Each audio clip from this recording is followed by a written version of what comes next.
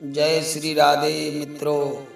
कहते हैं गुड़ गुड़ बन गया लेकिन चेला शक्कर हो गया।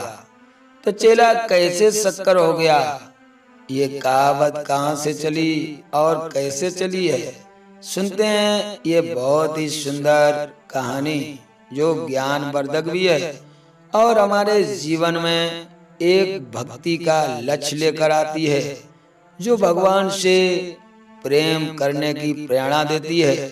ये सुंदर कहानी सुनने से पहले आप हमारे गुरु ज्ञान दर्पण चैनल को लाइक और सब्सक्राइब अवश्य कर लें, क्योंकि इस चैनल के माध्यम से आप लोक कल्याण कथाएं, ज्ञानवर्धक कथाएं और अनन्य पौराणिक कथाओं को श्रवण कर सकते हैं।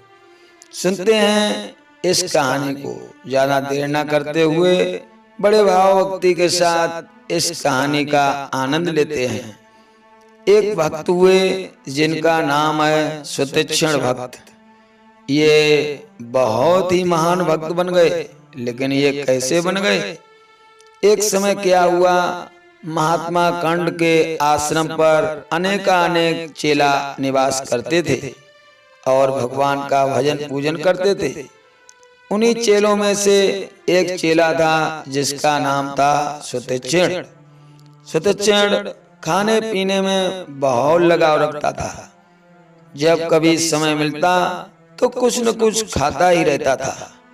उसे खाने के सिवा कुछ और सूझता ही नहीं था। एक समय क्या हुआ, कहीं से भंडारे का निमंत्रण आया तो सभी चेले तैयार हो गए भंडारे के लिए। इधर सुतीक्ष्ण भोजनाद करने के बाद लेट गए और वो सो गए।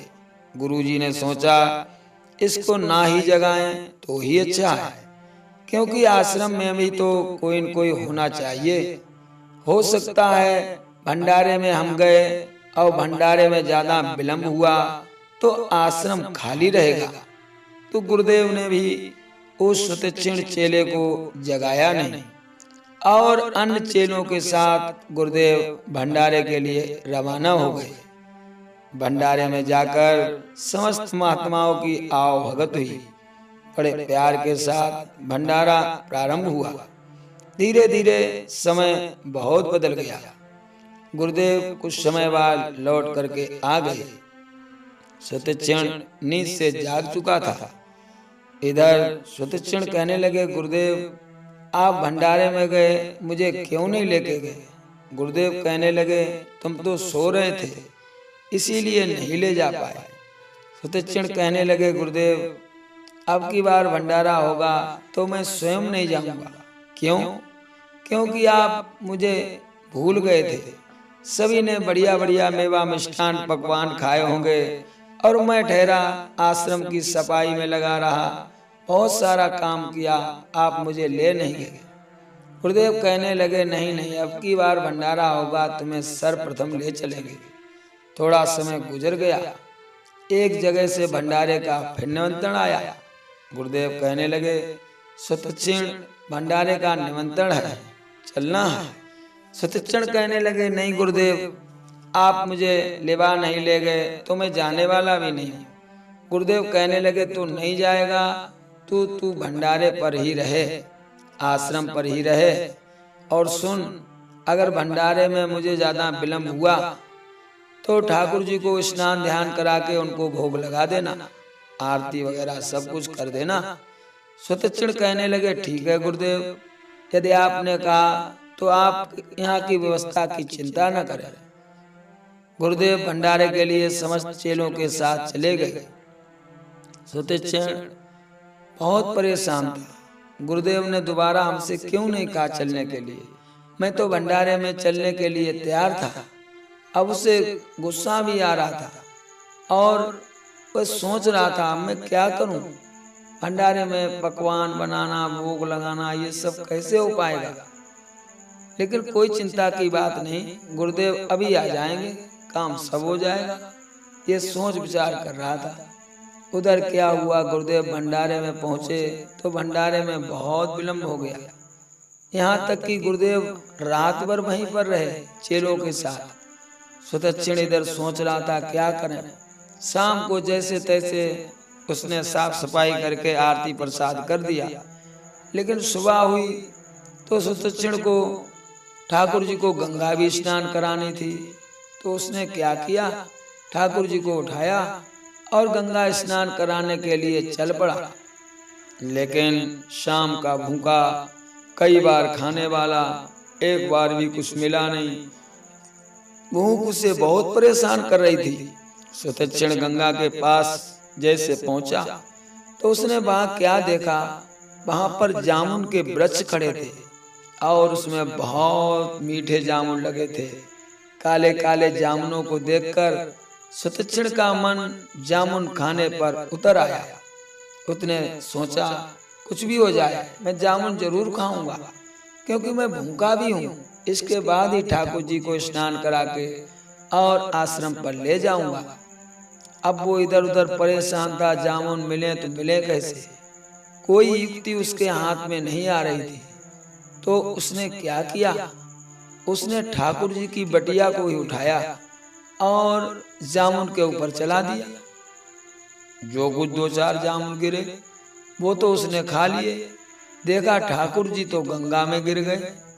चलो कोई बात नहीं, अब वहां कैसे मिले, लेकिन जामुन तो और भी खाना है। तो उसने दूसरे ठाकुर जी उठाए, उनको भी चला दिया, वो भी गए गंगा में गिर गए। लेकिन जामुन जो मिले वो सुदक्षिण ने खा लिए। तीसरे ठाकुर जी को उठाया, फिर उसने चला दिया, जो टहनी पर मारा तो ठाकुर जी लगते हुए गंगा में वो भी गिर गए।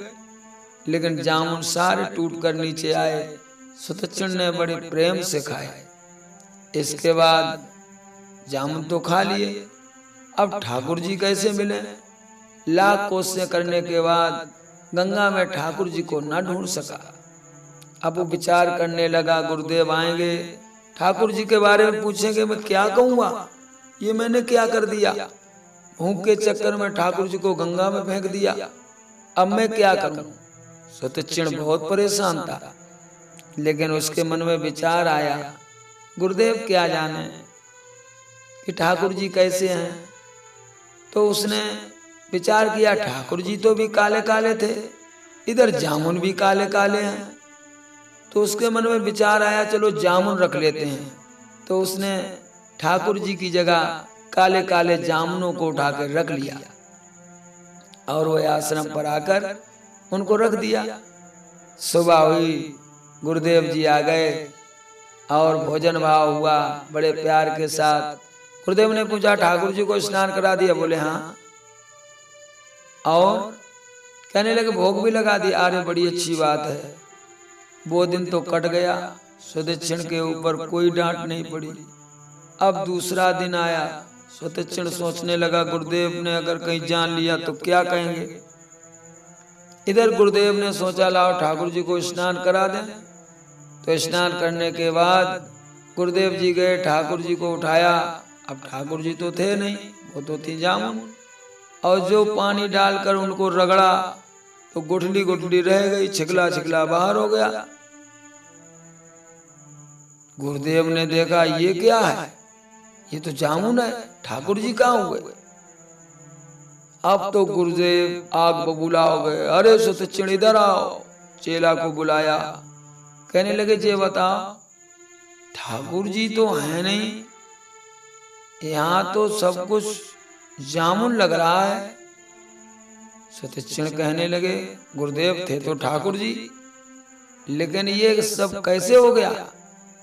सुदक्षिण कहने लगा, गुरुदेव ये तो प्रभु की लीला है। करत करत स्नान ते जल में हुए सहाय, इतना ऊपर जल पड़ा ठाकुर जामुन जी बन जाए। आप रोज इनको स्नान कराते हैं, रोज कराते हैं। इतना स्नान कराया, पानी के पड़ते पड़ते जैसे बरसात में जामुन फूल जाता है, ठाकुर जी जामुन की तरह फूल गए। मैं क्या करूं, मेरी तो कोई गलती है नहीं। अब गुरुदेव ने सोचा इसी की हरकत है। गुरुदेव ने उठाया डंडा और मारना चालू कर दिया। जा मेरे ठाकुर जी को ला, अगर मेरे ठाकुर जी को नहीं लाया तो मुझे आश्रम पर मुंह मत दिखाना। बेचारा सुतीक्षण वहां से चल दिया, गुरुदेव को प्रणाम किया, फिर गंगा पे आया, ठाकुर जी को ढूंढता रहा, लेकिन ठाकुर जी कहाँ मिलने वाले। अब उसने विचार किया मैं क्या करूं, गुरुदेव के पास जा नहीं सकता, ठाकुर जी मिल नहीं सकते, तो मैं क्या करूं। उसके मन में विचार आया, गुरुदेव कहते हैं कठिन तपस्या करने से भगवान प्राप्त हो जाते हैं, ठाकुर जी मिल जाते हैं। तो उसके मन में यही विचार आया और उसने जाकर के जंगल में कठोर तपस्या प्रारंभ कर दी। धीरे धीरे समय गुजरता चला गया। वो समय आ गया त्रेतायुग का, जब रावण ने मैया सीता का हरण कर लिया। हरण करने के बाद भगवान राम लक्ष्मण सीता की खोज में चारों तरफ भटक रहे थे। तभी उसी भक्त के पास भगवान पहुंच जाते हैं। जब पहुंच गए तो कठोर तपस्या में अड़े हुए भक्त को देखा। भगवान कहने लगे आंखें खोलो, आंखें खोलो, मैं आ गया हूं, जिसकी तुम्हें तलाश है वो सामने खड़ा है। ऐसे वचनों को सुनकर सुतीक्षण ने आंखों को खोला तो सामने राम और लक्ष्मण को पाया। कहने लगे आप कौन हैं? कहने लगे मैं आपके ठाकुर जी हैं। कैसे ठाकुर जी? अरे जिनकी तुम्हें तलाश है मैं वो ही हूँ। आप वो ही हैं? बोले हाँ, लेकिन वो तो पत्थर के थे। भगवान कहने लगे वो तो मेरे मूर्त रूप की पूजा है और मेरा साकार रूप तो यही है। सुतीक्षण बहुत प्रसन्न हो गए, भगवान राम लक्ष्मण के चरणों में अपना सर रख दिया। कहने लगे प्रभु आप आ गए हैं तो मैं अपने गुरुदेव को मुख दिखा सकता हूँ। मैंने तपस्या इसीलिए की है कि आप मेरे गुरुदेव के पास चले गए। आज राम जी उस भक्त की आज्ञा को मानकर गुरुदेव के आश्रम पर पहुंचे। इधर सुतीक्षण ने क्या किया, राम लक्ष्मण को एक झिवली में छुपा दिया और गुरुदेव के आश्रम में स्वयं पहुंच गया। गुरुदेव ने बहुत दिनों के बाद सुतीक्षण को देखा। कहने लगे तू आ गया? मैंने कहा था मेरे ठाकुर जी को लेकर आना और खाली हाथ लौट कर आया, ठाकुर जी को नहीं लेकर आया, तो क्यों मुझे मुंह दिखाने आया? सुतीक्षण चरणों में गिर पड़े। कहने लगे गुरुदेव आपके ठाकुर तो बटिया थे, पत्थर के थे, मैं तो आपके लिए ठाकुर जी साकार रूप में लेकर आया हूँ। बोले कैसी बातें कर रहा है, क्या पागल तो नहीं हो गया जंगलों में घूमते घूमते? रोने लगे सुतीक्षण। कहने लगे गुरुदेव मैं पागल नहीं हूँ, मैं आपका शिष्य हूँ और आपके ठाकुर जी को लेकर ही आया हूँ। जब आंखों में आंसू देखे गुरुदेव का हृदय पिघल गया। कहने लगे तो हैं कहाँ? अब सुतीक्षण गए, राम और लक्ष्मण को छुपा हुआ निकाल करके गुरुदेव के सामने खड़ा कर दिया। गुरुदेव ने राम लक्ष्मण को देखा, चरणों में सर रख दिया, आंखों में आंसू थे और सुतीक्षण को बार बार सराहना देने लगे। गुरुदेव कहने लगे धन्य है शिष्य, चेला हो तो ऐसा होना चाहिए। आज से मैं एक बात कहता हूँ, क्योंकि गुड़ गुड़ ही रहा लेकिन चेला चीनी बन गया, शक्कर हो गया। गुरु की जिंदगी गुजर गई, साकार रूप में ठाकुर जी के दर्शन नहीं कर पाए, लेकिन शिष्य ने गुरुदेव को भी साकार रूप में भगवान के दर्शन करा दिए। ऐसा चेला हर किसी को नहीं मिलता है, ऐसा शिष्य हर किसी को नहीं प्राप्त होता है। तभी से ये कहावत चालू हो गई भक्तजनों, गुड़ गुड़ ही रहा, चेला शक्कर हो गया। भगवान ने सभी को दर्शन देकर और वहां से